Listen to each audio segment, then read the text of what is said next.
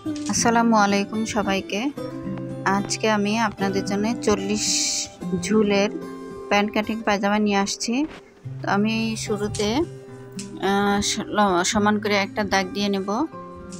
দাগ দিয়ে এখন 2 ইঞ্চি আমি বেল্টের জন্য কাপড় নিয়ে নেব, মানে যেটাকে রাবার বলা হয়। 2 ইঞ্চি কাপড় নেওয়ার পরে আমি এখন ঝুলের মাপটা নেব 40 ইঞ্চি লম্বা।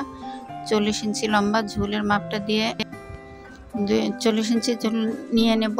নিচে যেহেতু কাপড় নাই, তো আমি নিচে এক্সট্রা কাপড় 2 ইঞ্চি যোগ করে নেব। এখন আমি হাইয়ের মাপটা নেব 40 ইঞ্চি পায়জামা, 13 ইঞ্চি হাই, সাথে 2 ইঞ্চি যোগ করে 15 ইঞ্চি। এখন আমি হিপের মাপটা নিলাম 14 ইঞ্চি।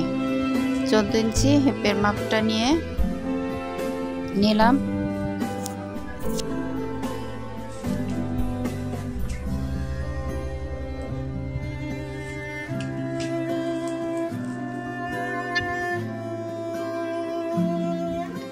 এখান থেকে আমি 3 ইঞ্চি কাপড় বাদ দিতে হবে। 3 ইঞ্চি বাদ দিয়ে 6 ইঞ্চি নেব মোহরের জন্য, সাথে 1 ইঞ্চি সেলাইয়ের জন্য নেব। নিয়ে নিলাম। এখন শেপ কাট দিয়ে সুন্দর করে দাগ দিয়ে নিতে হবে।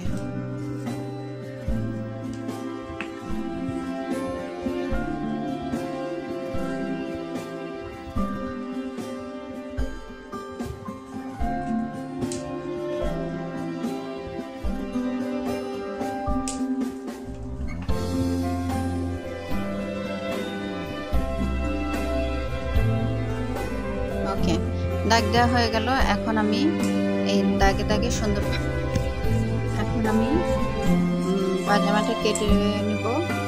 তো সবাইকে ধন্যবাদ আমার সাথে থাকার জন্য। আশা করি সবাই বুঝতে পারবেন। এর চেয়ে সহজ নিয়মে আর প্যান্ট কাটিং পায়জামা হয় বলে আমার জানা নাই। তো যদি কারো ভালো লাগে অবশ্যই আমার চ্যানেলটা সাবস্ক্রাইব করবেন, আর আমার জন্য দোয়া করবেন এবং আমার সাথে থাকবেন।